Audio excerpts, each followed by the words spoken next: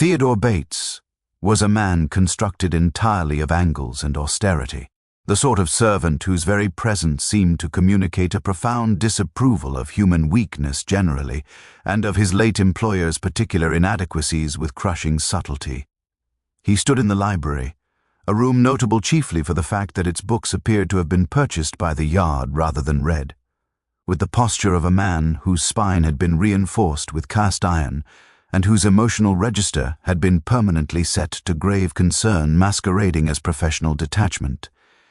Wimsey, settling himself into a chair that thankfully lacked any floral ornamentation whatsoever, regarded the valet with a sort of benign interest one might extend to a particularly complex crossword puzzle. "You discovered the body this morning, Mr. Bates. At what hour precisely?" Wimsey's tone suggested that the question was merely conversational, a polite inquiry rather than the opening gambit of an investigation that would ultimately determine whether the valet himself might have had opportunity to commit the deed. Bates cleared his throat with the precision of a man timing an execution. 7:35, sir. I brought the morning tea at his customary hour of 7:15, found the room undisturbed, the tea untouched upon the tray, and Mr. Ashford in the position you observed. The response was impeccably timed, each word dropping like a stone into still water. Wimsey leaned back slightly, his fingers steepled in that attitude of profound contemplation that generally preceded either genius or complete nonsense, a distinction that frequently remained unclear until the final revelation. Untouched, you say, yet he had been dead for some hours, I presume. The rigor suggested perhaps 4 to 6 hours at minimum. Indeed, sir. The physician estimated death occurred between 3 and 4 in the morning. How very inconvenient, Wimsey murmured. And yet I wonder, Mr. Bates, whether you might clarify a small matter that has been troubling me. That cordial glass, the one presently residing upon the table beside that dreadful chair, one must assume Mr. Ashford filled it himself at some point during the evening or early morning hours. A man does not generally poison himself with the intention of suicide and then neglect to finish the job, does he? Bates's jaw tightened almost imperceptibly. I cannot speak to Mr. Ashford's intentions, sir. No, of course not, but you can speak to his habits, surely. Was it his custom to take a cordial before retiring? A small glass of something warming, perhaps? Or did he have a constitutional weakness for nocturnal refreshment? The valet's silence extended long enough to suggest that he was contemplating the relative merits of truthfulness versus self-preservation. Mr. Ashford occasionally took a brandy before bed, sir, though not invariably. And last evening, did you prepare a brandy for him? I did not, sir. Mr. Ashford dismissed me at 10:30 and indicated he would not require further attendance. Wimsey rose and began a slow perambulation of the library, his hands clasped behind his back in that posture that generally preceded either profound insight or the observation that a particular book's binding was uncommonly attractive. Tell me, Mr. Bates, how long have you served in this household? 12 years, sir. Since Mr. Ashford's marriage.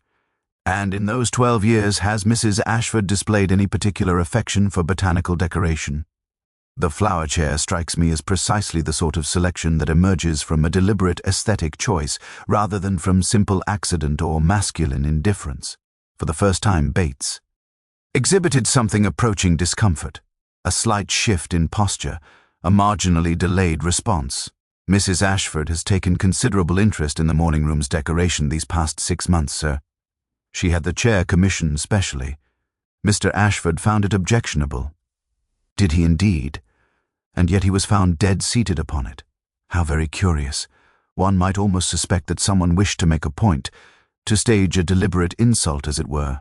The poisoner not merely killing the man, but killing him whilst he sat upon the very object he despised. It suggests a certain theatrical flair, does it not?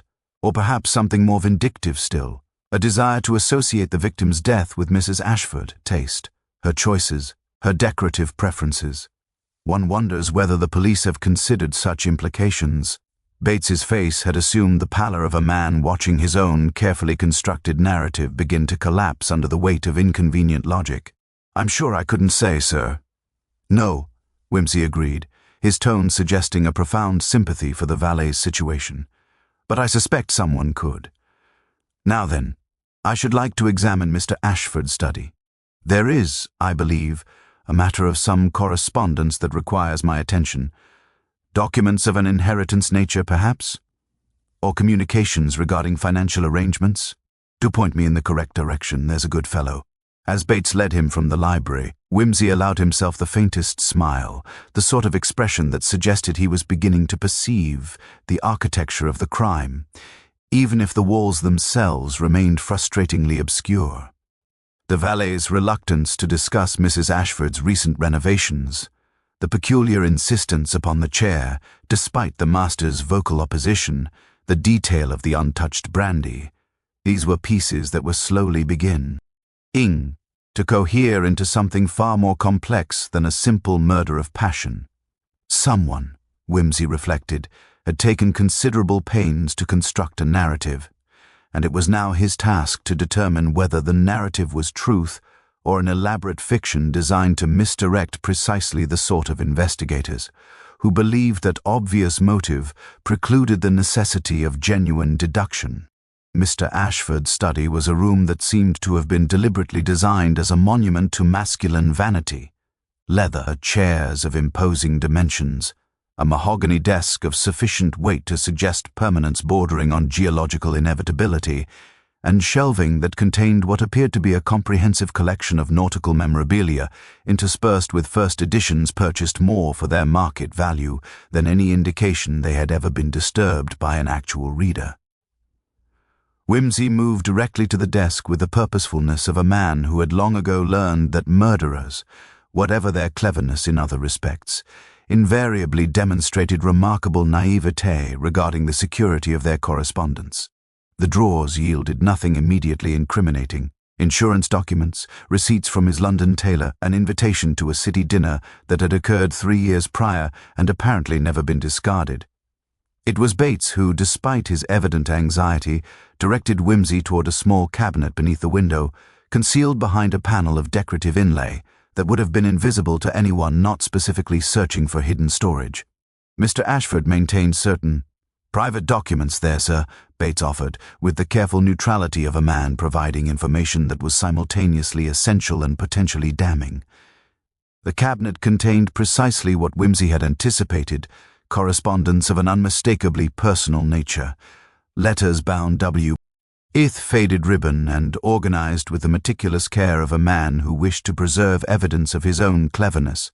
The handwriting was feminine, the contents unmistakably intimate, and the date on the earliest letter placed the correspondence at approximately 15 years prior, a full 3 years before Mr. Ashford's marriage to his current widow. Wimsey read through the collection with the focused attention of an archaeologist deciphering an ancient text, his expression shifting from polite interest to something more calculating, something that suggested he had encountered a detail of sufficient significance to alter his understanding of the entire structure of the crime. "These letters, Mr. Bates, has Mrs. Ashford ever inquired regarding their location?" Bates hesitated, which was itself a response of considerable eloquence. "Mrs. Ashford has, on several occasions, expressed curiosity regarding Mr. Ashford's private effects, sir, particularly over the past months since the reconciliation." Reconciliation. Wimsey looked up from the letters, his eyebrow elevated in that posture that generally preceded either a cutting remark or a profound observation. "I was not aware that the Ashfords' marital situation had deteriorated sufficiently to require reconciliation." Inspector Crashaw indicated that Mrs. Ashford had been conducting her affair rather openly, and that Mr. Ashford's response had been characterized by what one might generously describe as willful indifference. Mr. Ashford had been distracted, sir. There was a gentleman caller approximately 6 weeks ago. They met privately in the study. Raised voices were heard, though I did not attend to the specifics of their conversation. This was precisely the sort of detail that transformed a murder from a crime of passion into something far more deliberately constructed, far more purposefully executed. A general Clement caller, meeting privately with a man already cuckolded and presumably humiliated, suggested either a confrontation regarding Mrs. Ashford's infidelity or something considerably more complex? An issue of debts, perhaps, or blackmail, or the sort of financial entanglement that frequently provided more reliable motive for murder than merely wounded vanity. Wimsey restored the letters to their cabinet and turned his attention to the desk itself, examining its surface with the meticulous care of an entomologist studying an insect's carapace. The blotter revealed nothing of interest, and the fountain pen appeared to be a simple implement of no particular distinction. Yet it was the desk calendar, that most mundane of objects, that arrested his attention. The pages had been turned to the current week, and several dates bore annotations in Mr. Ashford's characteristically cramped handwriting. The entry for the evening preceding his death read simply, "Midnight interview, study, discretion essential." The entry for 2 weeks prior indicated returns, decision required. And most intriguingly, 3 weeks prior, the rose garden arrangement, ultimatum. Wimsey traced his finger along these cryptic notations with an expression of quiet satisfaction, as though the calendar had just confirmed a hypothesis he had been entertaining for some time. "Mr. Bates, who is E? And what precisely is the significance of this rose garden arrangement?" The valet's composure, which had been gradually eroding throughout the interview, seemed to crumble entirely. "I cannot speak with certainty, sir, but there was a young woman, Miss Eleanor Hartwell, who was a frequent visitor to the house prior to Mr. Ashford's marriage. She ceased visiting approximately 13 years ago. As for the rose garden, Mr. Ashford had commissioned extensive renovations there about 3 weeks past. New plantings, complete restructuring of the beds. He spent considerable time there, particularly in the evenings. Eleanor Hartwell, a name from the past, suddenly reanimated through the medium of a cryptic calendar notation and a valet's nervous recollection. Wimsey felt that peculiar sensation of the pieces beginning their inevitable slide toward alignment, though the resulting picture remained tantalizingly incomplete. A woman discarded years before, correspondence carefully preserved as though it possessed some sort of power over its author, mysterious callers arriving to confront a man who seemed to be engaged in some species of elaborate negotiation. These were the elements of a crime that extended far beyond the simple matter of a woman poisoning her inconvenient husband. Someone had taken considerable pains to construct an entire drama, and Mr. Jasper Ashford, seated upon that dreadful flower chair, had played the final act of a performance that had apparently begun long before his marriage, in the lost gardens of a relationship, apparently terminated, but never entirely resolved. "I think," Wimsey observed mildly, "that Mrs. Ashford's infidelity, whilst undoubtedly distressing to her husband, may be the least significant element of this entire affair. We must examine the rose garden, and we must find Miss Eleanor Hartwell."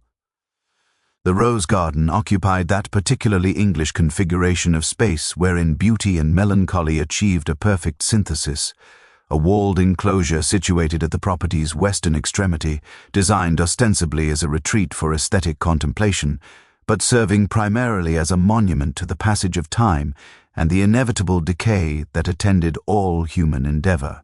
The renovations of which Bates had spoken were evident immediately.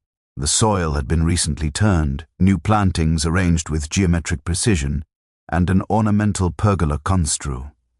Seated in what appeared to be wrought iron of considerable expense, had been installed at the garden's center. Yet it was not the garden itself that commanded Wimsey's attention, but rather a small pavilion situated at its far corner, a structure of stone and glass that appeared to have been built within the past decade, and which bore all the hallmarks of deliberate concealment, its entrance positioned to be invisible from the house and its windows fitted with curtains of sufficient opacity to preclude observation from without. "How very domestic," Wimsey murmured, approaching the pavilion with the unhurried gait of a man examining an artifact of particular archaeological interest. "A garden room, I presume? For the contemplation of botanical specimens during inclement weather?" Bates, who had followed somewhat reluctantly, made a small noise expressive of discomfort. "Mr. Ashford occasionally used the pavilion for private correspondence, sir. He preferred it to the study when he wished to be undisturbed." The interior confirmed this account with striking clarity. A desk of modest dimensions, a chair upholstered in leather, bookshelves containing what appeared to be agricultural treatises and botanical handbooks, and, most significantly, a locked cabinet of the sort that suggested valuable or sensitive materials required secure storage. Wimsey examined the lock with the casual expertise of a man who had learned such practical skills during the war years and who had never quite abandoned the habit of testing security measures out of what he described as constitutional nosiness. The lock yielded to a hairpin borrowed from Bates, who produced one with the air of a man confessing to a minor larceny, and the cabinet's contents proved illuminating in precisely the manner that Wimsey's intuition had suggested they would. Photographs occupied the upper shelf, images of considerable, depicting a young man and woman in poses of unmistakable intimacy, not improper by the standards of contemporary society, but sufficiently affectionate to indicate a relationship considerably more serious than casual friendship. The woman was undoubtedly Eleanor Hartwell. Her face possessed that particular combination of intelligence and vulnerability that marked her as precisely the sort of person a man like Jasper Ashford might simultaneously cherish and eventually abandon when more advantageous circumstances presented themselves. The lower shelves contained letters, not the carefully preserved correspondence discovered in the study, but rather a different collection entirely, written in a masculine hand that Wimsey immediately recognized as belonging to Mr. Ashford himself. These were drafts, unsent communications, and the contents grew progressively more agitated as one proceeded chronologically through the collection. The earliest letters were tender, almost poetic in their declarations of devotion. The middle period demonstrated a gradual erosion of sentiment, a creeping uncertainty regarding the future. The final letters, written apparently some 13 years prior, were characterized by coldness bordering on cruelty. Communications that informed Miss Hartwell of his intention to marry another, his recognition that their association had been a youthful indiscretion, and his hope that she would accept this decision with the grace and understanding that your sex often demonstrates in such unfortunate circumstances. The language was calculated precisely to wound without providing cause for legitimate complaint. It was the correspondence of a man who understood precisely how to inflict maximum emotional damage whilst maintaining the facade of civility. Wimsey set the letters down with an expression of profound distaste. A scoundrel of considerable accomplice. Meant, he observed to no one in particular. Not merely a man who abandoned a woman when marriage to someone more financially advantageous became possible, but one who took particular pains to ensure she understood precisely the degree to which he despised her, or rather, the degree to which he had come to despise the version of himself that had once loved her. There is a peculiar psychology to such conduct, Mr. Bates. A man does not write such letters unless he is simultaneously attempting to convince himself of something he does not entirely believe. The final item in the cabinet proved to be a leather journal, its pages filled with the same cramped handwriting that had annotated the desk calendar. Wimsey opened it to a random entry and found himself reading an account dated approximately 3 months prior. Eleanor wrote again today. I burned the letter without reading it beyond the salutation. She does not understand that the past cannot be resurrected, that what we were is entirely incompatible with what I have become. Yet she persists in these communications, as though merely by maintaining contact she could somehow transform the man I chose to become back into the boy she once loved. I have informed her repeatedly that her correspondence is unwelcome, and yet still she writes. Perhaps I have not been sufficiently explicit. Perhaps I must make clear that some doors, once closed, remain permanently sealed. Wimsey turned to a more recent entry, dated merely a week prior to Mr. Ashford's death. She has threatened to come to the house. She said she would speak with Margaret if I continued to refuse her letters. The audacity is breathtaking, as though the mistakes of one's youth should somehow continue to possess relevance to one's present circumstances. I have decided upon a course of action that will render such threats permanently ineffectual. By tomorrow evening, the entire unfortunate chapter will be concluded, and I shall be free to proceed without the encumbrance of her persistent delusions. The implications of this final entry hung in the air like fog settling upon moorland, oppressive, all-enveloping, and possessed of a quality that made rational thought seem somehow inadequate to the task of comprehension. Wimsey closed the journal with deliberate care and regarded Bates with an expression of profound concentration. When precisely did Miss Hartwell arrive at the house? Not the gentleman caller of 6 weeks past, but Miss Hartwell herself. When did she appear? Bates's face had assumed the pallor of a man confronting the full weight of his own complicity in events he had only dimly understood. 3 days ago, sir, early morning.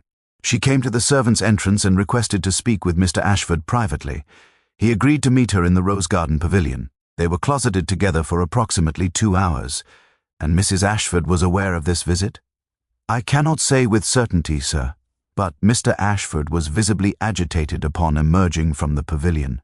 He spent the remainder of the day in his study and declined dinner entirely.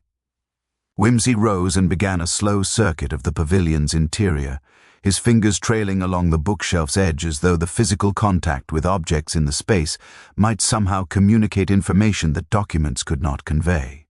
The gentleman caller of 6 weeks past. Describe him. His appearance, his manner, his approximate age. Tall, sir, well dressed in the modern fashion, perhaps 40 years of age. He bore a striking resemblance to Miss Hartwell, now that I consider it. The same colouring, the same particular arrangement of features. A brother, then, perhaps come to advocate on behalf of a sister whom Mr. Ashford had consigned to emotional oblivion more than a decade prior.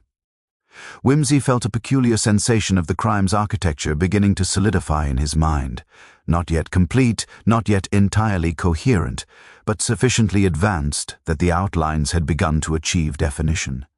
A man blackmailed by his past, threatened with exposure, receiving a final ultimatum from a woman whose existence he had apparently chosen to erase from consciousness.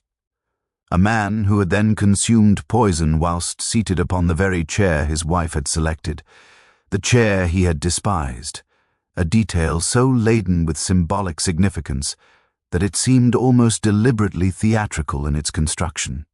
Yet there remained the central puzzle. How had Eleanor Hartwell or anyone else managed to poison a man who had apparently been alone in his room, who had not consumed the cordial that contained the poison, and who bore no evidence of external wound or injection? The poison in his system was genuine, of that there was no doubt. The examination by the physician had been thorough. Yet the mechanism remained obscured, the method concealed behind a veil of apparent impossibility. Tell me, Mr. Bates, has the morning room been altered in any fashion since Mr. Ashford's death? The furniture arrangement, the decoration, anything whatsoever. The valet's hesitation was itself revealing. The cushions, sir, the chair's cushions were changed this morning. Mrs. Ashford requested that they be removed and new ones installed. She said the old ones were soiled and required cleaning. Precisely the sort of action that would destroy evidence most effectively. Wimsey felt a coldness settle in his chest, the particular sensation that accompanied the recognition of a crime far more carefully constructed than mere passion or desperation could account for. And where are these cushions now? The original ones? They were sent to the laundry in the village, sir. A woman now. Mrs. Crowley manages the establishment. Wimsey consulted his pocket watch with the air of a man marking time in a drama whose every element had been orchestrated in advance. We shall retrieve them. But first, I require an interview with Mrs. Ashford, not here at the house, where she might feel constrained by the weight of domestic familiarity, but rather in a neutral setting. Inspector Crashaw maintains rooms in the village, I presume? Bates confirmed this with a nod, and Wimsey allowed himself a thin smile. Excellent. We shall conduct our conversation there, in the presence of the inspector, where the formality of the proceedings might encourage a degree of candour that domestic drawing-rooms rarely inspire. But before we depart this curious pavilion, I should like to examine one additional matter. The rose garden itself, these new plantings that Mr. Ashford commissioned, what precisely was removed to make space for them? Were there pre-existing features that he chose to eliminate? There was an old stone bench, sir, quite ancient, covered with moss. Mr. Ashford had it removed and replaced with the new beds. He was quite particular about the arrangement, insisted upon the roses being planted in a specific pattern. A pattern. Everything in this case seemed to pivot upon patterns. The pattern of the flower chair's decoration, the pattern of Eleanor Hartwell's persistent letters, the pattern of plantings in a renovated garden. Pattern suggested deliberation, intention, a mind engaged in constructing meaning through the arrangement of seemingly arbitrary elements. Wimsey exited the pavilion and stood for a moment surveying the garden with the contemplative expression of a man reviewing a text written in cipher. The afternoon light was beginning its descent toward evening, casting long shadows across the newly turned soil, and the roses themselves still establishing. Their roots in unfamiliar earth seemed almost to quiver with the fragility of their recent transplantation. Somewhere in this configuration of flowers and memory, of passion compressed into courtroom testimony and revenge delayed across more than a decade, lay the explanation for why a man had died while seated upon a chair, with poison in his system and apparent innocence in his hands. Wimsey suspected he was beginning to perceive the outlines of that explanation, but confirmation required the application of certain facts not yet in his possession, facts that resided, almost certainly, in the laundry establishment of one Mrs. Crowley, or in the testimony of Eleanor Hartwell herself, or in some detail so trivial that it had escaped notice entirely. The village of Ashford Minor possessed that particular quality of rural English settlement wherein everything of significance occurred within the purview of absolutely everyone, rendering secrets impossible and privacy a theoretical concept acknowledged more in principle than in practice.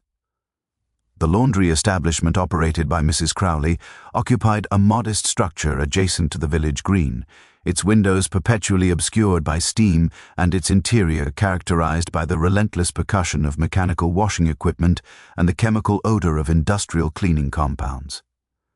Mrs. Crowley herself proved to be a woman of approximately 60 years, with the sharp eyes of someone who had spent a lifetime observing the intimate details of other people's domestic arrangements through the medium of their soiled linens. She received Wimsey and Inspector Crashaw with a degree of suspicion that suggested she regarded official inquiries as only marginally more welcome than plague, yet the promise of a small remuneration loosened her tongue with remarkable efficiency. "The chair cushions, yes, I have them," she confirmed Letty.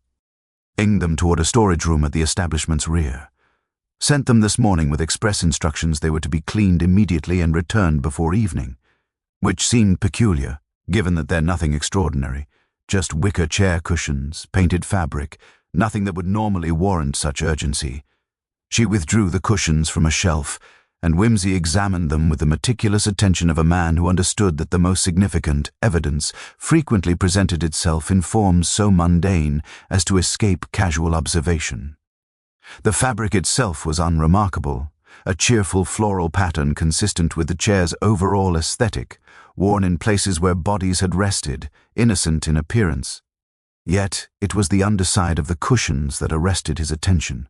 The backing material, ordinarily concealed from view, bore marks of careful manipulation, small punctures, as though something sharp had been inserted repeatedly through the fabric at precise intervals. Wimsey traced these punctures with his fingertip, his expression growing increasingly contemplative. "Mrs. Crowley, these cushions, were they thoroughly examined before you began the cleaning process? Were they turned, inspected, their contents verified?" Mrs. Crowley appeared slightly offended by the implication that her professional standards might be inadequate. "Of course, sir. We always inspect items for damage before processing. These cushions bore no visible defect, merely soil requiring removal. Yet something had been inserted into them," Wimsey murmured. "Something small enough to escape casual observation, yet present in sufficient quantity to constitute a meaningful volume. Tell me, when you cleaned them, did you notice any foreign material? Any substance that seemed unusual or peculiar in nature?"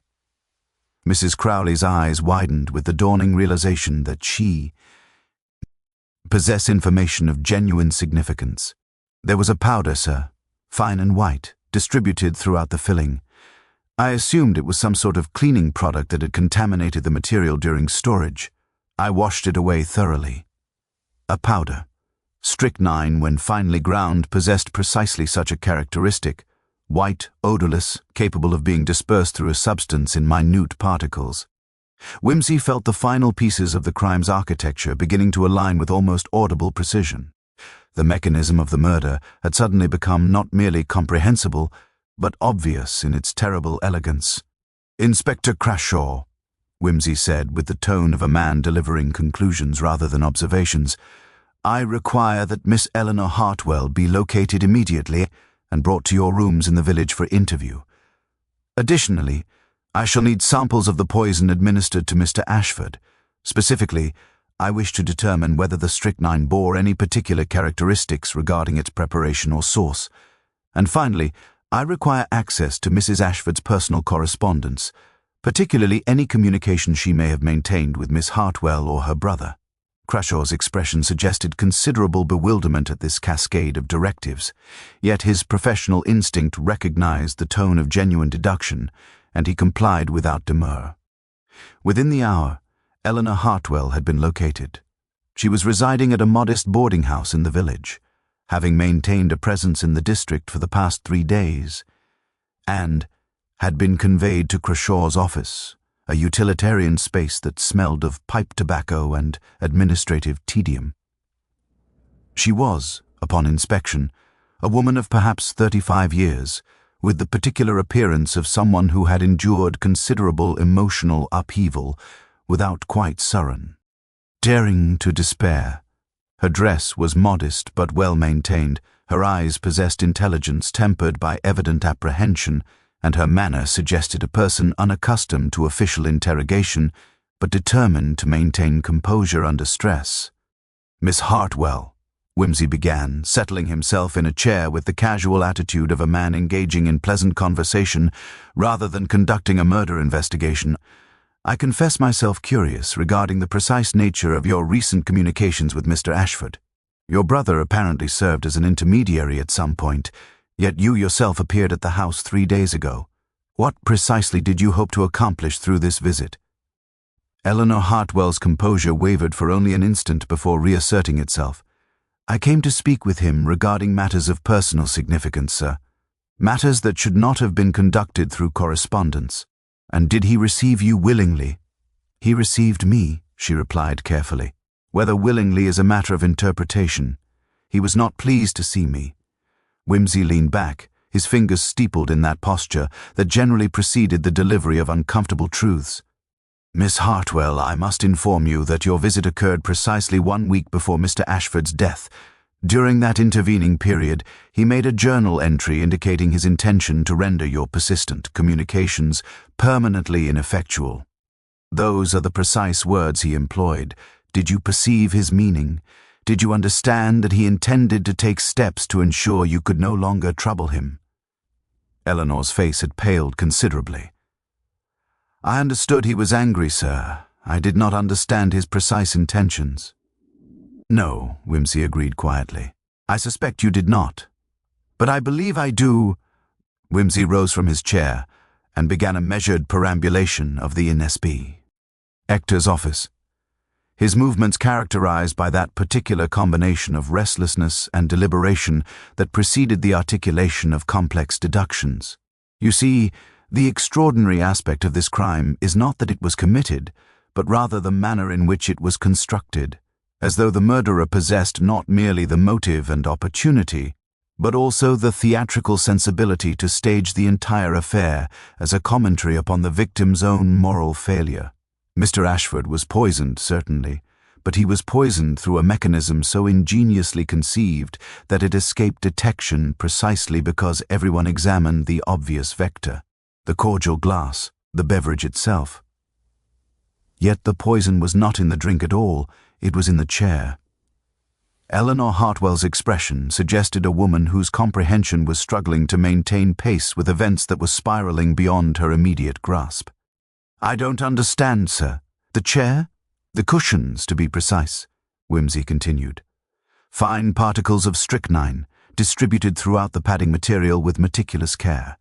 A man seated upon such a chair, particularly one who maintained his posture for an extended period, reading, contemplating, engaging in the solitary occupations that characterize an insomniac's late-night hours, would gradually absorb the poison through the delicate mechanisms of skin contact and quite possibly through inhalation of microscopic particles suspended in the air immediately surrounding his body.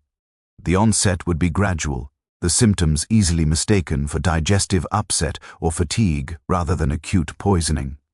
By the time the true nature of his condition became apparent, the toxin would have achieved systemic distribution sufficient to ensure death. Inspector Crashaw had assumed the expression of a man confronting a crime scene that had become considerably more elaborate than his initial theory had encompassed. But who placed the poison in the cushions? The servants would have noticed, would they? Wimsey interjected with a thin smile.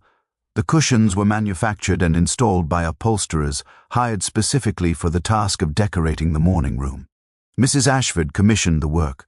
Mrs. Ashford, who had recently become sufficiently intimate with Eleanor Hartwell's brother to warrant their clandestine meeting in her husband's study 6 weeks prior.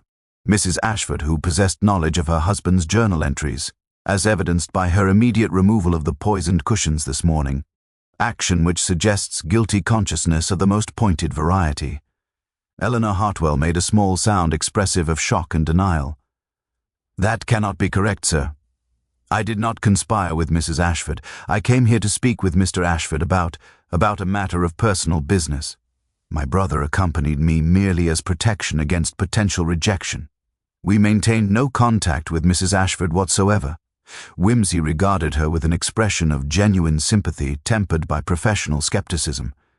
"Yet your brother met privately with Mr. Ashford 6 weeks prior to your own visit. What was the subject of that conversation?" "I cannot speak to my brother's private conversation, sir. Cannot or will not."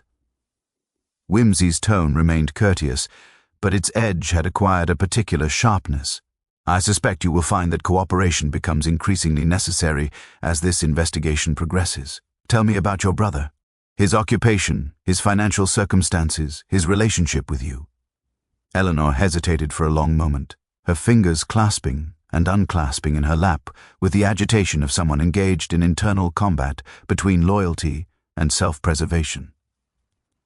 "My brother is a solicitor, sir. He has been financially successful, though not wealthy.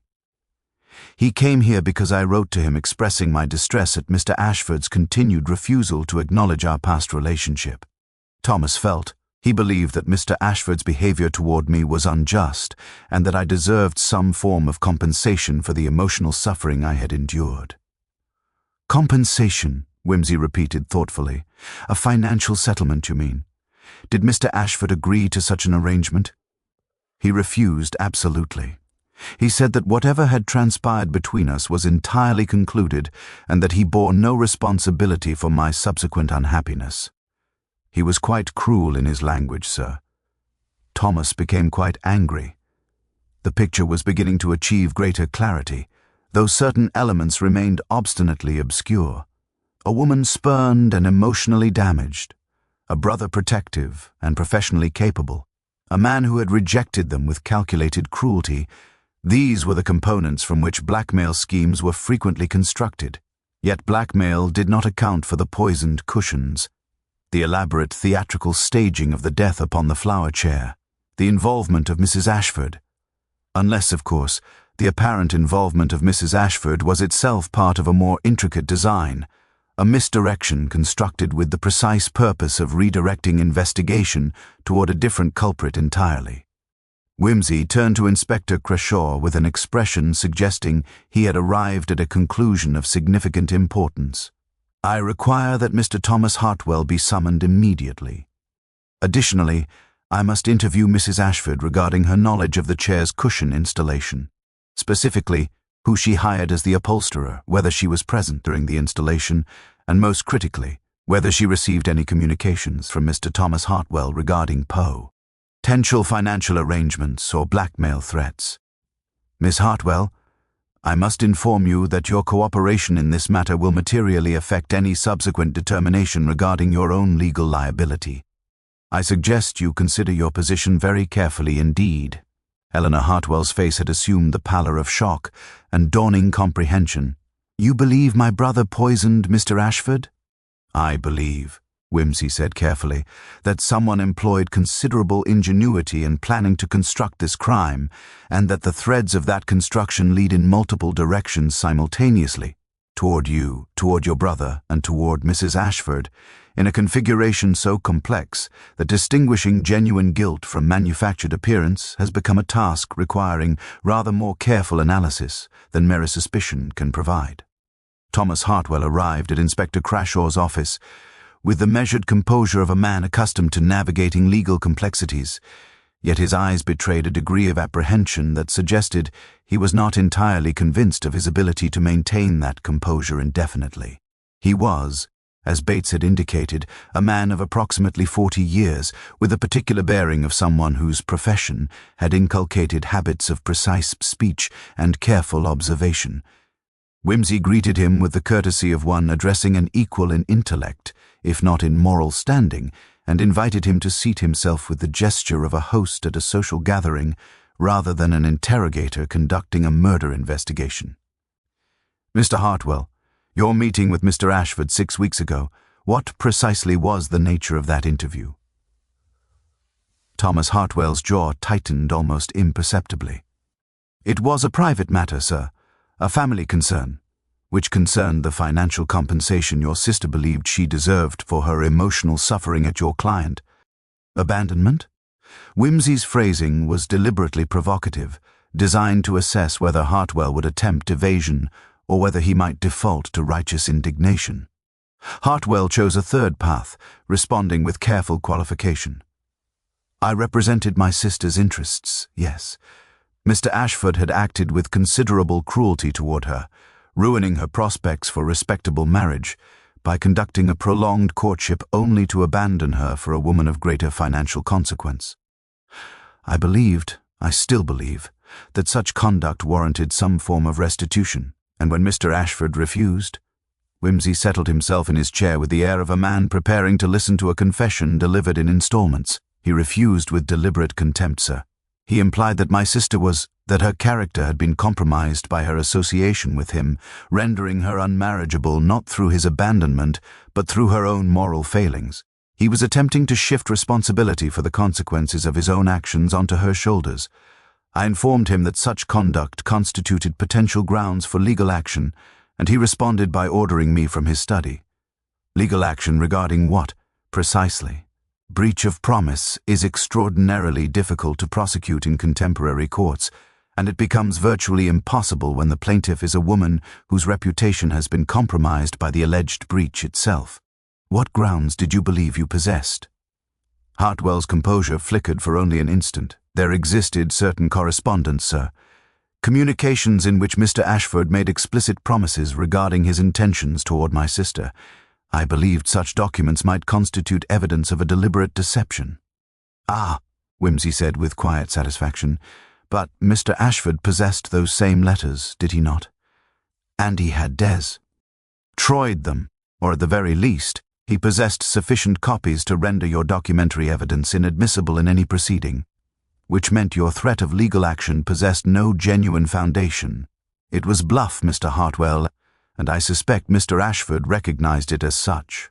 Hartwell rose abruptly from his chair, his composure finally fragmenting under the weight of Wimsey's inexorable deduction. "Yes, blast it all, yes." He made it perfectly clear that he could deny everything, that my sister's word against his would be worthless, that her reputation would be destroyed in the process of attempting to prosecute any claim. "He laughed at me, sir. He actually laughed and suggested that I was wasting his time. And yet he died 3 days after your sister's visit to the house, a man who had apparently resolved to render her persistent communications permanently ineffectual, a man who possessed sufficient malice to mock your attempts at obtaining justice. How very convenient for you both." Thomas Hartwell's expression shifted from anger to something far more dangerous, the particular coldness of a man recognizing that he had been maneuvered into a position from which escape was becoming increasingly difficult. "I did not poison him, sir. Whatever you may believe, whatever you may suspect, I did not administer strychnine in any form." "No," Wimsey agreed calmly. "I don't believe you did, and I don't believe your sister did either, which leaves us with a considerably more interesting problem. Someone else entirely accessed the chair's cushions. Someone else distributed the poison throughout the padding. Someone else orchestrated the entire affair with sufficient theatrical flair to ensure that investigation would be directed toward the most obvious suspects. And that someone, I suspect, is Mrs. Margaret Ashford, who possessed the authority to commission the chairs. Manufacture, who possessed access to the house and all its furnishings, and who, most significantly, possessed a motive that transcends mere marital infidelity. Wimsey turned to Inspector Crawshaw with an expression of quiet triumph. I require that Mrs. Ashford be brought here immediately. Additionally, I require samples of the strychnine that poisoned Mr. Ashford to be examined by a chemist. Specifically, I wish to know whether the poison bears any particular characteristics regarding its source or preparation that might indicate a professional origin. A solicitor's brother might possess knowledge of chemistry, but a woman married to a shipping magnate might possess considerably more direct access to industrial toxins through her husband's business connections. Furthermore, I wish to know whether Mrs. Ashford has recently made inquiries into the purchase of arsenic, strychnine, or other poisons, information which local druggists would certainly possess and be willing to divulge to proper authority. As Crawshaw departed to execute these instructions, Wimsey regarded Thomas Hartwell with an expression of something approaching compassion. You came here believing yourself to be conducting a simple matter of obtaining financial restitution for your wronged sister. You did not anticipate becoming entangled in a crime so carefully constructed that your own visit to this house would serve as the perfect misdirection for an act of revenge that had been planned with considerably more patience and precision than your mere legal threats could possibly warrant. Mrs. Ashford, I suspect, had been planning her husband's demise for considerably longer than anyone has thus far suspected. Mrs. Margaret Ashford entered the interrogation room with the carefully modulated composure of a woman who had spent considerable time perfecting the appearance of grief whilst maintaining emotional debt. Acment from its genuine substance. She wore mourning dress of impeccable tailoring, her hair arranged in the fashionable style of recent widowhood, and her expression bore precisely that combination of sorrow and resignation that society expected from a woman whose husband had been suddenly removed from her life. Yet it was her hands that betrayed her. They trembled not with emotion, but with the particular tremulousness of someone whose nervous system was operating at an elevated state of vigilance, whose every muscle remained tensed for potential catastrophe. Wimsey greeted her with exaggerated courtesy, offering her tea with the solicitousness of a host receiving an honored guest, and waited until she had seated herself before proceeding with his examination. Mrs. Ashford, I confess myself puzzled by certain aspects of your recent conduct. Most particularly, I am curious regarding your decision to remove and have cleaned the morning-room chair's cushions this morning, mere hours after your husband's body had been removed from the house, at a moment when any reasonable woman would presumably be engaged in the practical arrangements attending a sudden bereavement. Why would you not simply leave the chair untouched until such time as grief permitted you to contemplate domestic matters? Mrs. Ashford's fingers interlaced in her lap, with the precision of a woman constructing an invisible barrier between herself and her questioner. The cushions were soiled, sir. I thought it unseemly to leave them in such condition. Soiled by what, precisely? The medical examination indicated no evidence of incontinence or physical disturbance. Your husband's body bore no marks suggesting that he had thrashed or convulsed in the grip of his final agony. What exactly required removal with such urgency? I merely thought it proper to have them cleaned. The hesitation was infinitesimal, but sufficient. Wimsey rose and began his now familiar perambulation, his hands clasped behind his back. Let me suggest an alternative narrative, Mrs. Ashford. You knew precisely what those cushions contained. You knew because you had caused them to be so contaminated. You commissioned the chair's manufacture, you specified the design and materials, and you arranged for the upholsterer to prepare the padding with careful distributions of strychnine powder, a poison readily available through your husband's shipping connections, a poison distributed through channels that would leave no traceable record of purchase, a poison administered in quantities precisely calculated to ensure death within a specified time frame whilst mimicking natural causes sufficiently to satisfy preliminary medical examination. Mrs. Ashford's face had paled to the colour of ash, yet her voice remained remarkably steady. "That is an extraordinary accusation, sir. You possess no evidence whatsoever." "On the contrary," Wimsey replied with quiet precision, "I possess the testimony of Mrs. Crowley, who observed the powder distributed throughout the cushion padding. I possess the knowledge that you personally oversaw the chair's installation and that you were observed to examine the cushions with unusual particularity on the morning following your husband's death. I possess the pattern of your infidelity, conducted with such deliberate openness that it served the dual purpose of providing Mr. Ashford with apparent motive for depression and self-destruction, whilst simultaneously establishing in his mind the conviction that you were insufficiently intelligent to orchestrate anything more complex than a sordid affair. And most significantly, I possess the knowledge that you knew your husband had recently received threatening communications from Miss Eleanor Hartwell and her brother, communications T would provide perfect misdirection for any investigation into your conduct. Mrs. Ashford's composure began to fracture, though she maintained the pretense of emotional control through sheer force of will. Even if such a thing were true, which I absolutely deny, you could prove nothing. The evidence would be circumstantial at best. A competent solicitor would demolish any prosecution based upon such insubstantial suggestions. "You are quite correct," Wimsey acknowledged. "Which is precisely why I have not yet mentioned the most significant element of my investigation. You see, I caused the samples of strychnine recovered from your husband's system to be compared with the industrial-grade poison used in Mr. Ashford's shipping operations for the fumigation of cargo containers. The chemical composition is identical. Moreover, the merchant from whom your husband obtained his supplies has provided records indicating that a substantial quantity was requisitioned 3 months ago, at a time when your husband's shipping operations were operating at reduced capacity and would have required no such quantities. When questioned, the merchant revealed that the requisition was made by a woman presenting forged authorization documents. That woman bore a description matching yours precisely. The final piece of the confession emerged not as capitulation but as explosion, all pretense of composure suddenly abandoned, all careful control erupting into raw fury. "He deserved it." Mrs. Ashford's voice had assumed the particular intensity of someone who had been containing rage for years, allowing it to ferment and intensify until it achieved the consistency of genuine obsession.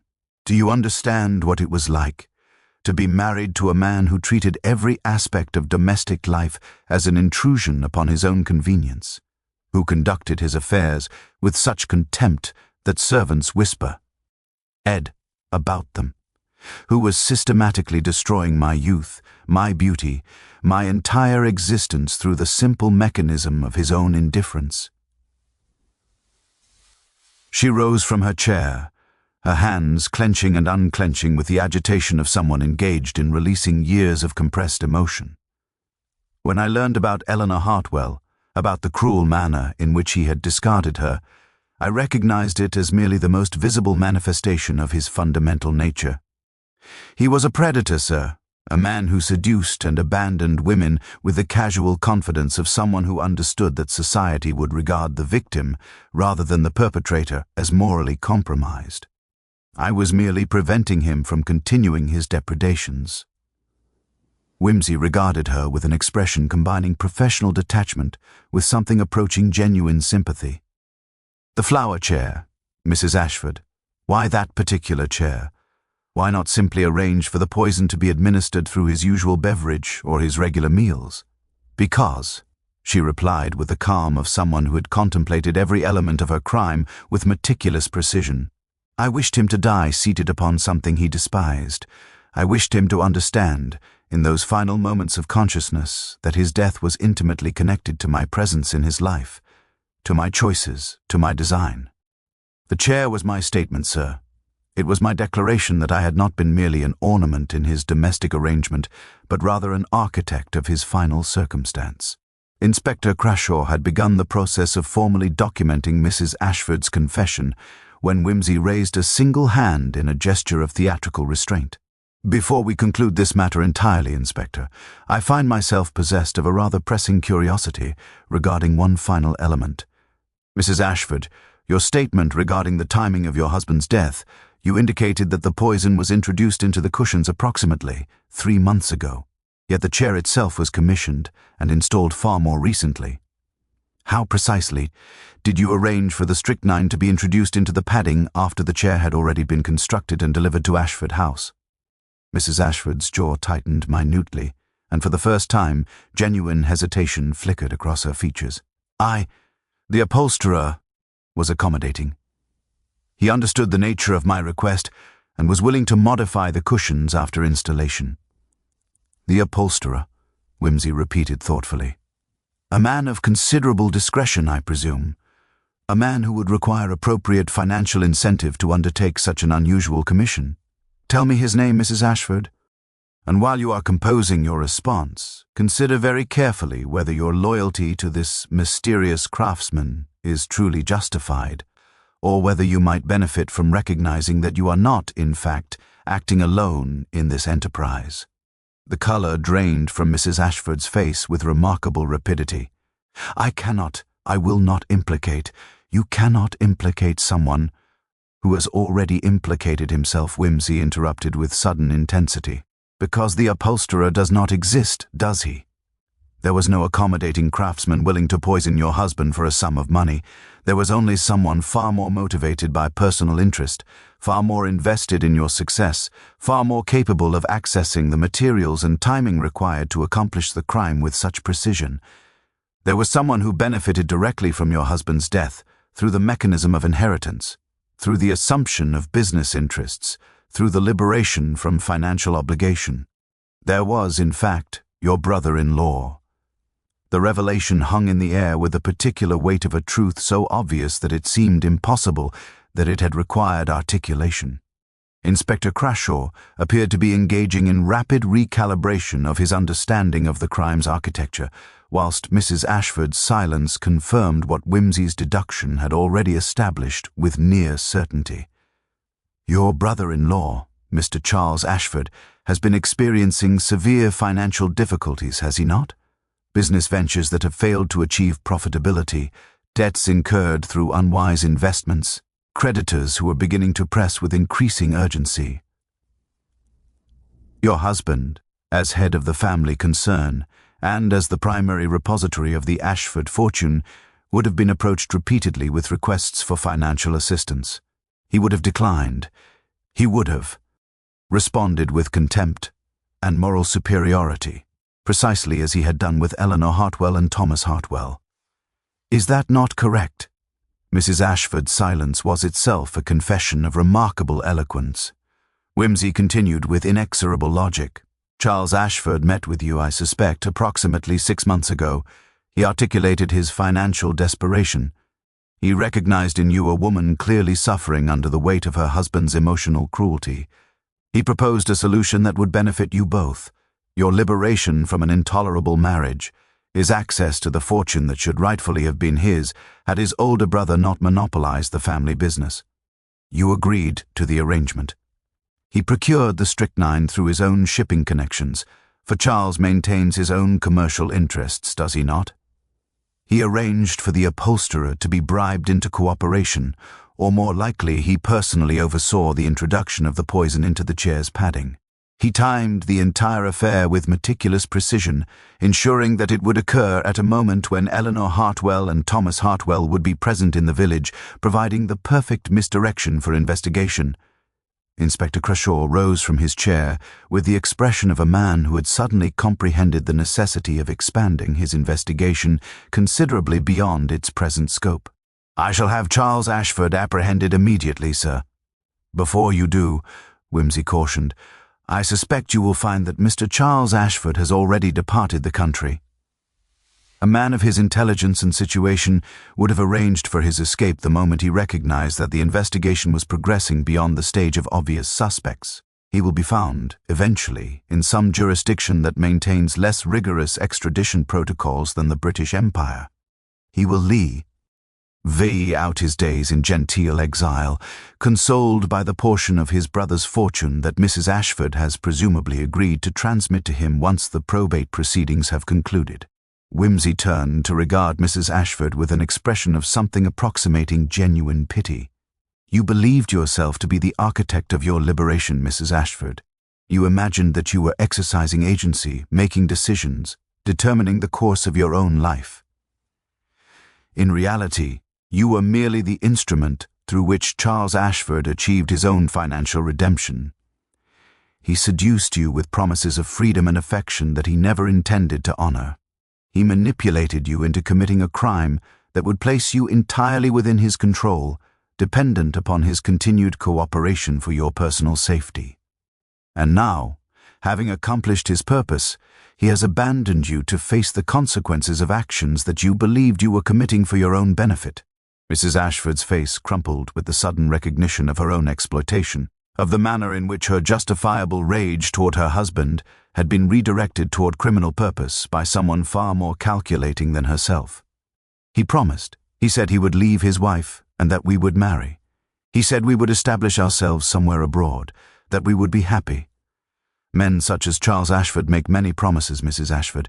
They make them because promises cost nothing and because they understand that women, particularly intelligent women rendered desperate by circumstance, are remarkably susceptible to believing what they wish to hear. You have committed murder, certainly, but you have done so not as a free agent acting upon your own convictions, but rather as an accomplice manipulated by a man whose moral deficiencies exceeded even those of your late husband. That is the tragedy of your situation. And I suspect it may prove more difficult for you to endure than any judicial punishment the courts might subsequently impose.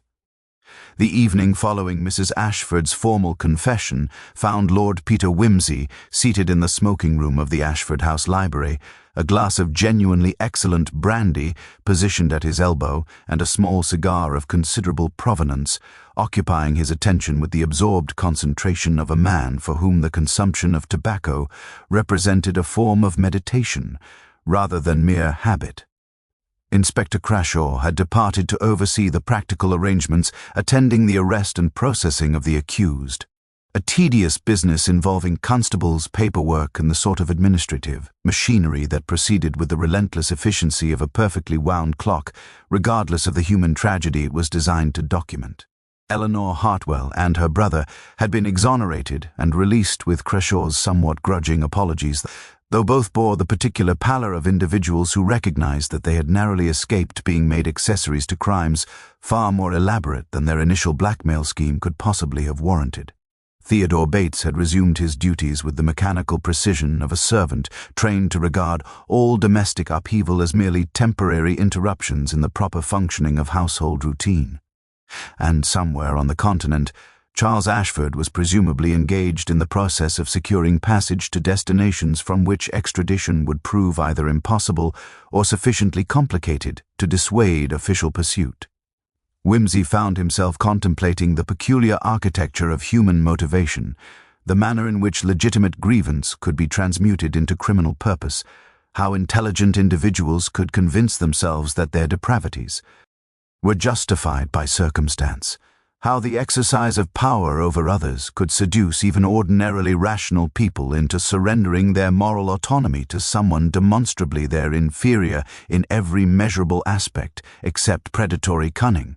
The matter of the flower chair had been resolved to Wimsey's satisfaction, though he suspected that Mrs. Ashford herself would never entirely comprehend the degree to which her carefully orchestrated crime had been undermined by her own theatrical sensibilities. She had wished to make a statement to transform an act of murder into a commentary upon her husband's character and her own subjugation. In doing so, she had created evidence, physical markers of intention that transcended the mere fact of her husband's death, and established her deliberate participation in constructing his demise. The poison itself would have been sufficient for conviction.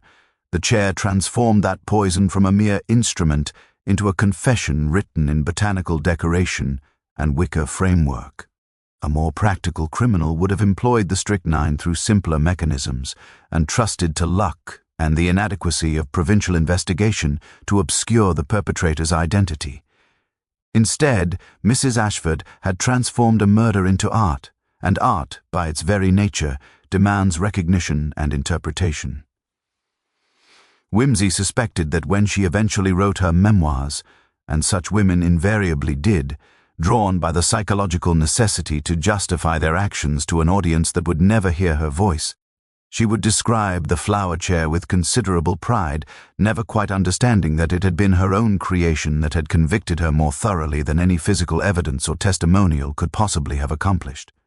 Charles Ashford's disappearance had been confirmed within hours of Crashaw's investigations. His departure from the country had been accomplished with remarkable efficiency.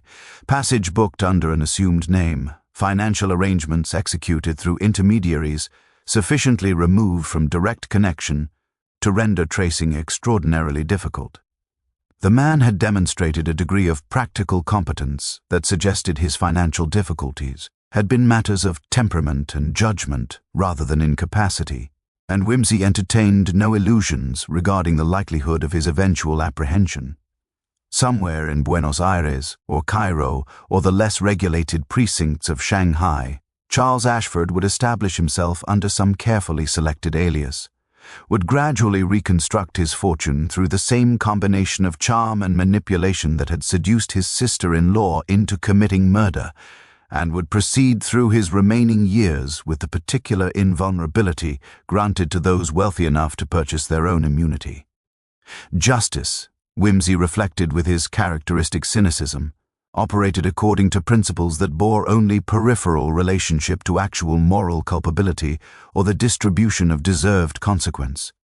The truly guilty parties to this crime, the men who had seduced and abandoned women, who had treated other human beings as instruments to be exploited, would experience their consequences through mechanisms so complex and indirect as to remain virtually unrelated to their actual transgressions.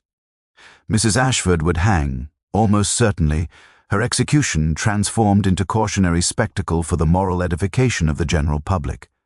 Eleanor Hartwell would spend her remaining years attempting to explain circumstances that society would insist upon interpreting as evidence of her own moral failing, and Charles Ashford would sip excellent wines in some foreign capital, occasionally reflecting upon his narrow escape with the particular gratification of a man who believed himself to have permanently transcended the jurisdiction of consequence. A knock at the library door announced the arrival of Inspector Crashaw, whose expression suggested a man attempting to process revelations that exceeded the parameters of his professional experience. "Lord Peter, we've received a telegram from the Continental authorities. Charles Ashford has been located in Marseille. He appears to have been attempting to book passage to North Africa when authorities recognized him from the description you provided. He's currently in custody pending extradition proceedings." Wimsey set down his cigar with the expression of a man who had just received news that contradicted his fundamental understanding of how the universe operated. How extraordinarily efficient of the French constabulary. "I had anticipated that Mr. Ashford would prove considerably more elusive. He attempted to resist arrest, sir. There was a rather ugly confrontation on the docks. A man was killed, one of the local dock workers who happened to interfere. It appears Mr. Ashford was armed and was attempting to escape by boat." "How very characteristic," Wimsey murmured. "A man who began by manipulating others into committing his crimes ends by committing violence personally when direct escape becomes necessary. It suggests a fundamental progression in the moral architecture of the criminal mind, beginning with seduction and manipulation, progressing through orchestrated crime, culminating in direct violence. The French will execute him, undoubtedly, though technically they may prosecute him for the dock worker's death rather than for his role in Mr. Ashford's murder. The mechanism of consequence, you see, frequently arrives through entirely unexpected vectors." He rose from his chair and extended his hand to Crashaw with the courtesy of a man offering GE. New in respect to someone whose professional limitations he had spent the investigation systematically undermining. "You have conducted a thorough investigation, Inspector. The fact that its fundamental conclusions were reached through entirely independent deduction rather than your own investigative methodology, should not reflect negatively upon your professional competence. You possessed excellent instincts regarding the motive, and you demonstrated admirable restraint in not immediately arresting the most obvious suspects. That is not inconsiderable achievement in police work. Crashaw accepted the compliment with the expression of a man who recognized it as somewhat backhanded, but who appreciated its generosity nonetheless. What will you do now, sir? Return to London, I suspect. My publisher has been pestering me regarding the completion of a monograph on the symbolic significance of floral imagery in Renaissance portraiture. It is work of extraordinary tedium, yet it possesses the merit of being entirely divorced from murder, poisoning, and the general human tendency toward moral catastrophe. I find that after extended exposure to crime, I require significant periods of engagement with subjects of profound inconsequentiality. It restores one's faith in the possibility that humanity might occasionally occupy itself with matters other than the systematic destruction of those unfortunate enough to fall within its sphere of influence. Wimsey paused at the threshold of the library, regarding Crashaw with an expression suggesting he had just remembered a detail of considerable importance. Oh, and regarding the flower chair itself, I suspect you may wish to dispose of it. I would recommend burning it entirely, preferably at a considerable distance from any residential area. Objects that have been associated with crime and death frequently develop the most extraordinary power over human imagination. That particular chair would be far better consigned to ash than permitted to persist as a curiosity that might attract the sort of individuals who derive psychological satisfaction from proximity to notoriety. Humans are fundamentally uncomfortable with mysteries that remain unresolved, but they are equally uncomfortable with mysteries whose resolution demands that they acknowledge their own capacity for cruelty. The flower chair embodies precisely such an unresolved discomfort, and its continued existence would constitute a perpetual irritant to the rational sensibilities of anyone forced to contemplate it.